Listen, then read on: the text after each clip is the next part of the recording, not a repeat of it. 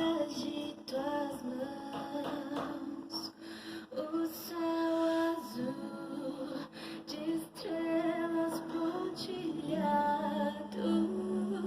o seu poder mostrando a criação. Bom dia, a paz do Senhor Jesus, amados irmãos. Iremos dar início hoje, segunda, dia 27 de julho de 2020, ao nosso módulo, Anjos, Homem, Pecado e Salvação. Estou aqui sem a máscara, porque estou no seio da minha família, estou na minha casa. Quis iniciar esta aula dessa maneira para que você contemple ao fundo a grandiosidade da criação, pois este é o primeiro capítulo do nosso módulo. Oremos então. Senhor meu Deus, Pai de misericórdia, te agradecemos por tudo que o Senhor tem feito no nosso meio. Pai, te agradecemos, Senhor Deus. Te agradecemos, Senhor, pela tua criação. Te agradecemos, Senhor, pelo céu. Te agradecemos, Senhor, pela terra. Te agradecemos, Senhor, pelos verdes pastos, Senhor. Te agradecemos, Senhor, pela vida de cada ser sobre ela, Pai. Pai, te agradecemos pela tua graça e pela tua misericórdia, Deus. Ó, Senhor, nesta manhã, Pai, a qual iniciamos, Pai, essa aula te pedimos, derrama sobre nós a iluminação, Pai, derrama sobre nós o entendimento do Espírito Santo, ó Deus. Pai, vem abençoar cada aluno, vem abençoar a cada irmão, vem abençoar a cada ministério, pois grandioso és tu, Senhor, nos capacita através do teu Espírito Santo, ó Deus, pois que a nossa alma possa regozijar de felicidade diante da tua presença. Ó Deus, nós te pedimos, nos conduza, nos guie, Pai, nos dê força, Pai, para que possamos estar de pé para contemplar a tua criação. Vamos à aula então? Amém? Como eu disse, estamos aqui no seio da minha casa, por isso estou sem a máscara. Grandioso é o nosso Deus, né? E está aqui o nosso próximo módulo, nossa apostila, a qual você já deve estar de mãos. Anjos, Homem, Pecado e Salvação.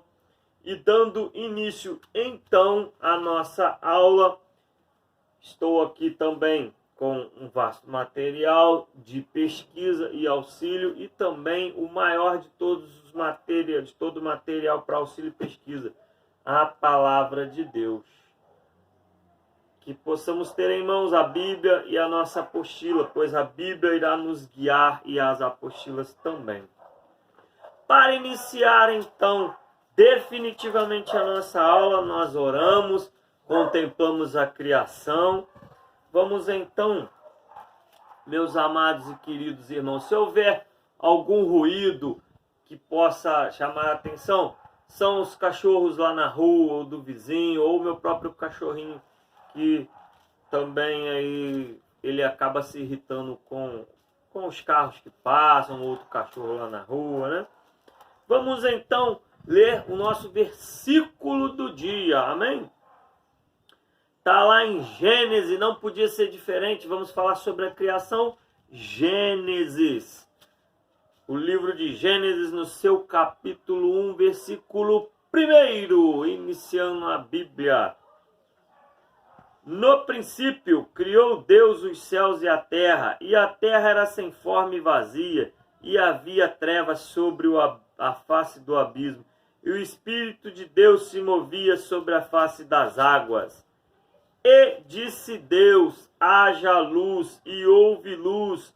E viu Deus que era boa a luz, e fez Deus separação entre a luz e as trevas. Amém. Até aí, amado irmão. Que Deus possa nos conduzir nessa nossa jornada.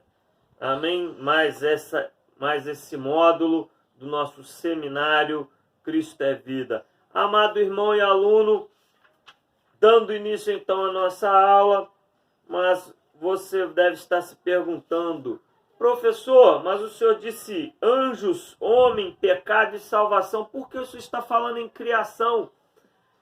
Como falar em anjos, homem, pecado e salvação sem falar da criação? O Senhor que criou todas as coisas, Ele é dono de tudo, Ele criou tudo, Ele quem fez tudo, tudo é para a honra e glória dEle. Amém? Anjos e o homem, criação dEle. Pecado, decadência do homem. E a salvação, válvula de escape para nós, seres imperfeitos, que buscamos em santidade a perfeição um dia na glória. Amém? Você reparou que estou de boininha para poder dar um lookzinho aí na nossa aula. Vamos lá. Capítulo 1, a criação. Vou ler aqui o início da nossa apostila, acompanha aí, página 21. O ponto de partida de nossa fé, exatamente o tipo de crença esposado quanto à pessoa de Deus. Está lá em Hebreus 11:6. Vamos abrir aqui a nossa Bíblia, vamos saber o que o autor da nossa apostila está dizendo, né? Quando ele diz o ponto de partida de nossa fé, né? Vamos abrir aqui o livro de Hebreus 11:6, versículo 6. Ora, sem fé é impossível agradar-lhe, porque é necessário que aquele que se aproxima de Deus creia que Ele existe e que é galardoador dos que o buscam. Agradar a quem? Ao Senhor. A Bíblia identifica como louca a pessoa que nega a existência de Deus. Muito embora em nenhum dos seus 66 livros o Espírito Santo jamais estabeleceu qualquer argumento de natureza filosófica ou racional tentando provar a existência de Deus. Aqueles que se dão ao estudo comparativo das religiões são unânimes em afirmar que a crença na existência de Deus é de natureza praticamente universal. Até aí, um comentário? Sim. Nós cremos no criacionismo. O que é o criacionismo? Que Deus criou todas as coisas. A partir de quê? A partir do seu verbo, da sua palavra. Amém? Existem a tese da ciência, que é o evolucionismo. As coisas surgiram a partir de uma grande explosão, o Big Bang. Eu te pergunto, se algo explodiu, quem apertou o detonador? Não é? Tem que ter alguém com o dedinho lá no botão vermelho para explodir. O Senhor criou, e a Bíblia nos prova isso. Ao final do capítulo, irei postar uma aula, ou mais uma entrevista de um cientista físico cristão, a qual ele prova que aquele que criou todas as coisas, como uma obra de arte, assinou embaixo no quadro e aparece todos os momentos a identidade do Criador em toda a criação. Acompanhe aí e assista lá também. Amém?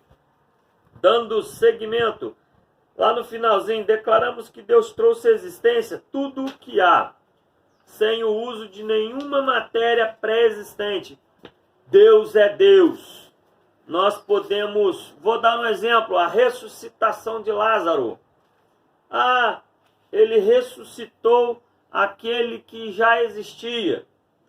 Meu querido, já havia 4 dias do cara morto. Será que tinha alguma coisa inteira lá? Duvido.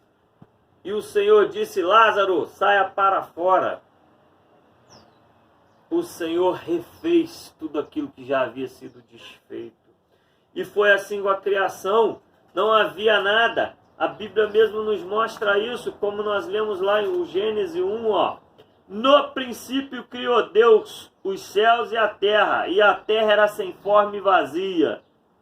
Não havia nada. Não havia nada. Deus criou tudo a partir do nada. Esse é o nosso Deus.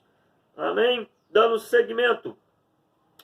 Tanto o primeiro versículo, viu? Vem dizendo isso daí, ó, o primeiro versículo da Bíblia. Vamos lá. O tema de Deus como Criador dos céus e da terra é claramente ensinado nas Escrituras do princípio ao fim. Deixa eu te falar uma coisa. O nosso Deus, ele é um Deus planejador. Ele é um cara extremamente estratégico. Você vê que ele criou tudo em sequência e uma coisa que iria depender da outra. Primeiro ele criou o céu e a terra. Vamos lá. A criação é obra de Deus trinitário. Lógico, vou ler aqui a nossa Bíblia. Ó, o Deus, nossa apostila, perdão. Deus, o Pai, é fonte da criação. O Filho é o agente da criação. E o Espírito de Deus pairava com amor sobre a obra da criação. Deus, o Pai, é a fonte da criação. 1 Coríntios 8. Vamos lá na Bíblia. 1 Coríntios. Já está aqui na mão.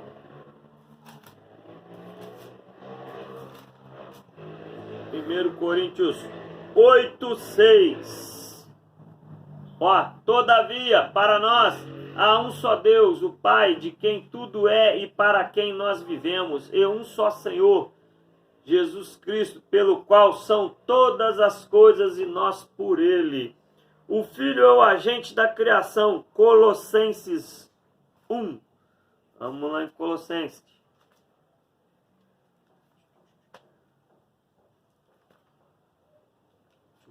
Tessalonicenses. Deixa eu achar aqui a minha Bíblia, ela não tem aquele marcadorzinho não. Então, Colossenses 1,16.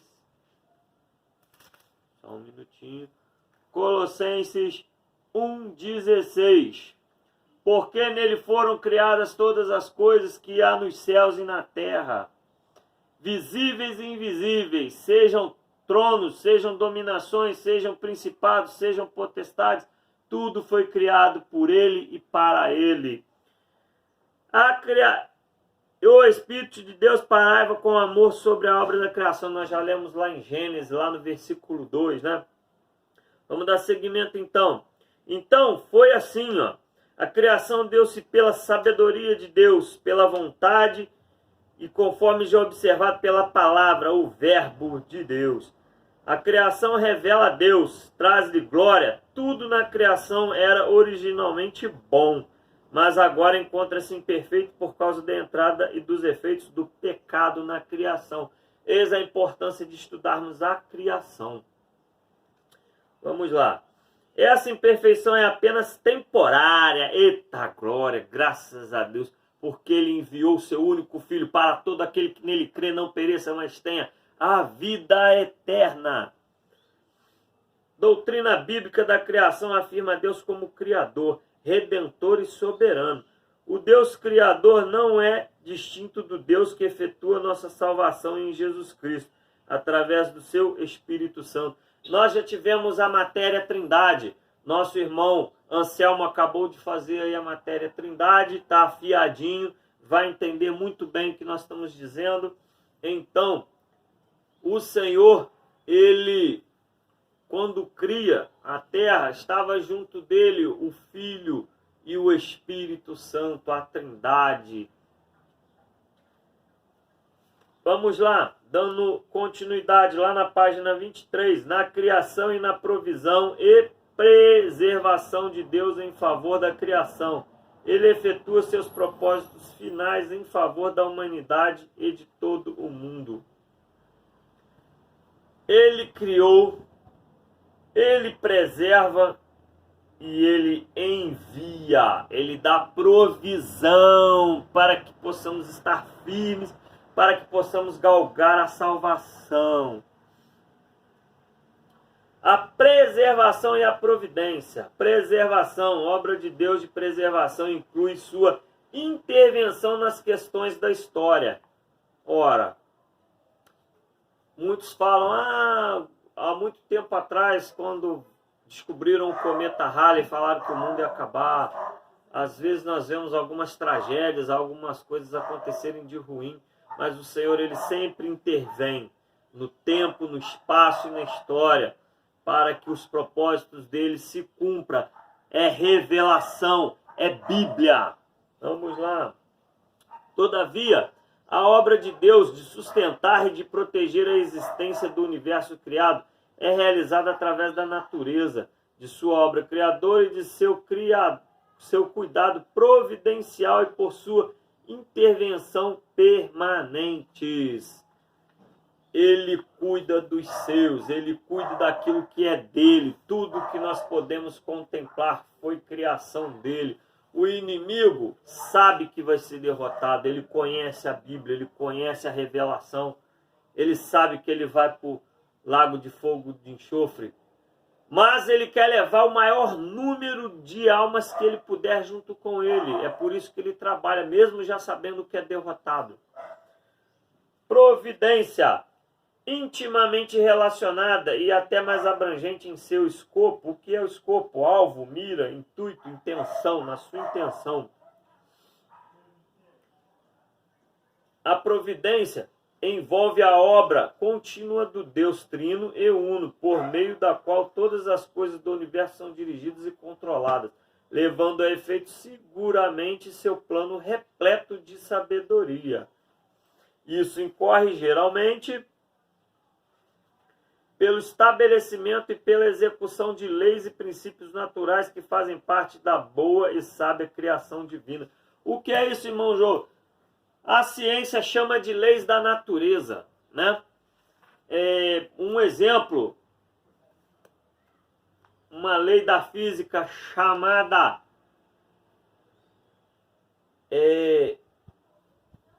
lei da gravidade. Tem um tal de Newton aí que falou que inventou. Vamos fazer uma comparação. Você pode ver e pegar a gravidade? Não. Você pode sentir a gravidade? Sim. Quer ver o exemplo? Ó, a gravidade. Deixa eu te perguntar. Você pode tocar em Deus? Você pode ver Deus? Mas você pode sentir esse Deus único. Viu? A ciência chama de lei da natureza. Nós chamamos de providência e atributos do Senhor Jesus, nosso Deus. Amém? Dando seguimento à lei da gravidade que eu coloquei na minha lapiseira. Vamos lá. Dando seguimento, providência divina às vezes transcende os planos humanos. Ao agir assim, Deus pode usar atos intencionalmente maus para o bem. Tal atitude divina só pode provocar uma reação de louvor pela grandeza de Deus por parte dos crentes. Ao mesmo tempo, isso levanta uma das perguntas mais difíceis para a teologia cristã. Por que o mal e o sofrimento persistem neste mundo? Olha, essa pergunta é tremenda, né? Por que Deus usa, às vezes, o mal para o bem? Deus não é um Deus mau, mas às vezes é necessário para que nós possamos crescer, nos aprimorar, para que possamos ser testemunhos da glória e do poder dele. Vamos então à pergunta: por que o mal e o sofrimento persistem nesse mundo? Lança você, seminarista, aí a se perguntar. Em contraste com tal sugestão, queremos não somente confessar que Deus existe, mas também que Ele é, de fato, infinitamente poderoso e plenamente amoroso. Todavia, não pretendemos negar o mal nem o sofrimento, pois são uma realidade obviamente presente à nossa volta. Por fim, queremos responder essa pergunta confessando que Deus tem um plano e um propósito que reúne todas as coisas e perspectivas. À luz disso, afirmamos que o mal ainda existe porque Satanás, uma criatura inteiramente má, ainda existe e opõe-se continuamente aos desígnios de Deus e procura frustrá-los. Bom, o mal não provém de Deus. Ele provém do inimigo, de Satanás. Porém, o Senhor às vezes permite para que possamos ver a grandeza do tamanho dele, do poder dele, do agir dele. Não é Deus quem faz o mal, é Satanás, é o inimigo de nossas almas. Ele quem provoca o mal. Mas o Senhor às vezes permite para que nós possamos crescer espiritualmente, materialmente, para que nós possamos evoluir, para que nós possamos amadurecer. Amém? Dando seguimento, lá na página 25, irmão Johnny, o senhor está correndo? Não, é por causa do nosso tempo no vídeo. Então, vamos partir. Esse é o final do vídeo de número 1.